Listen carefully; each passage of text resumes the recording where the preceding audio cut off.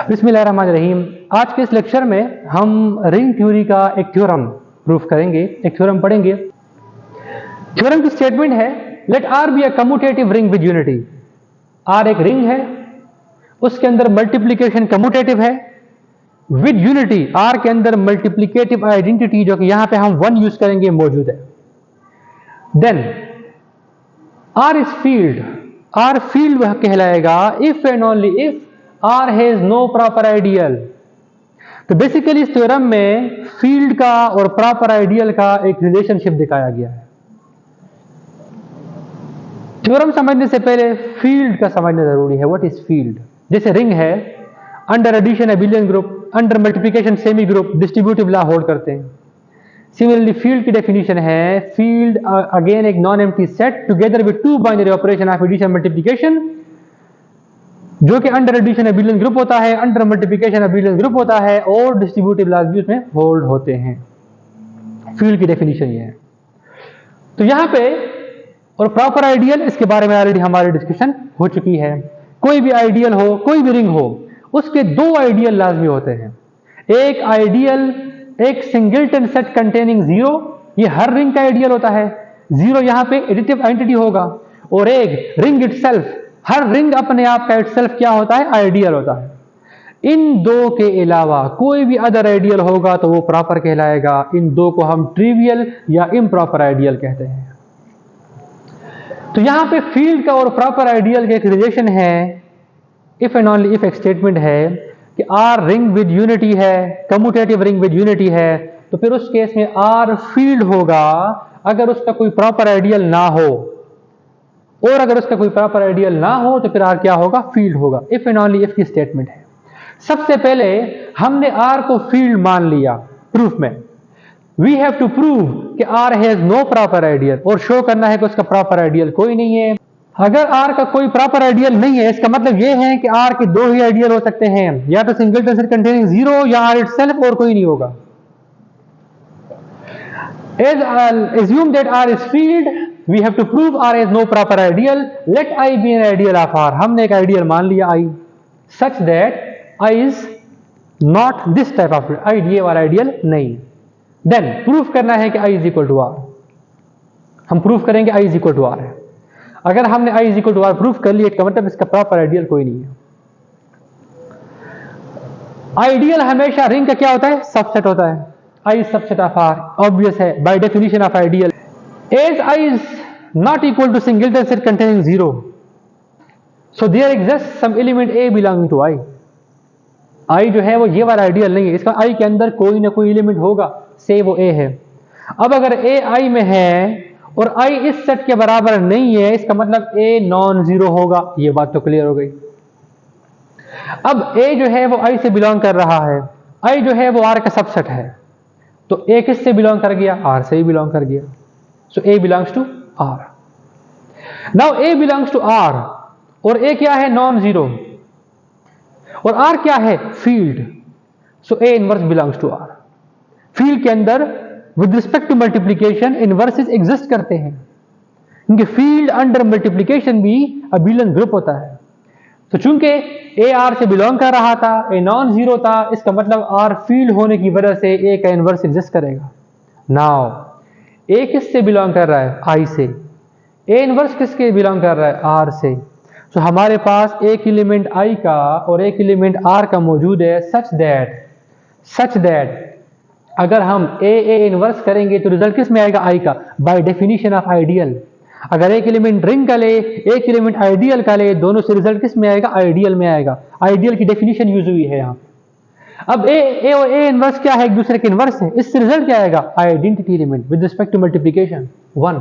अगर इन दोनों का रिजल्ट I में आ रहा है, इट मींस 1 I से बिलोंग करेगा। सो फॉर एनी आइडियल के अंदर मल्टीप्लिकेटिव आइडेंटिटी आ गया। So for any R belonging to R, ring के किसी भी एलिमेंट के लिए R इंटू 1 किससे बिलोंग करेगा? I से, by the definition of ideal. अगर एक एलिमेंट रिंग का हो, एक आइडियल का हो, तो वो आइडियल में से ही रिजल्ट आएगा। अब R इंटू 1 से क्या आएगा? R ही आएगा। It means R belonging to I। R किसका एलिमेंट था? R किसका एलिमेंट है? रिंग का। किस में चला गया? आइडियल में, इसका मतलब आर आई का सबसेट बना, और आई क्या था? सबसेट ऑफ आर था। आर क्या बन गया? सबसेट ऑफ आई बन गया। इट मीन दोनों क्या हो गए? इक्वल। इसका मतलब R has no proper ideal, proper ideal कोई नहीं है। कन्वर्सली एज्यूम करेंगे R has no proper ideal, इस बात को एज्यूम करेंगे, प्रूफ करना है कि R is field, R field है। एज आर इज, यहां पे आएगा as R is commutative ring with unity, given है। Let R be a ring, let R be a commutative ring with unity, ये पहले से गिवन है। आर मल्टीप्लीकेशन के रिस्पेक्ट से आर रिंग है, अंडर एडिशन एबिलियन ग्रुप तो है ही है, डिस्ट्रीब्यूटिव लॉ होल्ड होते हैं। अंडर मल्टीप्लीकेशन वो क्लोज भी है, एसोसिएटिव लॉ भी होल्ड होता है, मल्टीप्लीकेशन कम्यूटेटिव भी है, विद यूनिटी आइडेंटिटी एलिमेंट भी मौजूद है। एक प्रॉपर्टी रह गई, क्या आर में इनवर्सेस है कि नहीं है मल्टीप्लीकेशन के रिस्पेक्ट से? अगर आ जाएगी बात ही खत्म, वो फील्ड बन जाएगा। So R is commutative ring with unity, it only remains to prove that every non-zero element of R is unit element। सिर्फ इतना शो करना है कि R का कोई भी नॉन जीरो एलिमेंट हो, that is a unit element, और यूनिट एलिमेंट उस एलिमेंट को कहते हैं जिसका inverse with respect to multiplication exist करे। सो हमने शो करना है कि R का हर non zero element unit element है। सो हमने एक एलिमेंट लिया R का, such that A is non zero. हमने R का एक नॉन जीरो एलिमेंट लिया। अब इस ए के लिहाज से हम एक आइडियल बना रहे हैं, A R is an ideal of R, और ये एक और लेक्चर में डिस्कस हो चुका है, वहां जाकर आप इसको चेक भी कर सकते हैं कि वाकई ए आर आइडियल है कि नहीं है। अब ए आर के अंदर इस तरह के एलिमेंट्स होंगे, ये राइट आइडियल है, यहां पे आर राइट पे है तो ये राइट आइडियल है। लेकिन चूंकि आर कम्यूटेटिव रिंग है तो ये लेफ्ट आइडियल भी है। As R is commutative, so AR is left ideal also. It means AR left ideal भी है, right ideal भी है, so it means AR क्या है? Ideal है। अब AR ideal है और हमने given क्या है? हमारी given condition ये है कि R has no proper ideal, proper ideal कोई नहीं है। अब अगर AR ideal है और इस केस में रिंग का proper ideal कोई नहीं है, तो दो बातें होंगी यहां पे, या तो A R singleton set containing zero के बराबर होगा, या ए आर जो है वो आर के बराबर होगा। So as R has no proper ideal, either A R is equal to singleton set containing zero और A R is equal to are.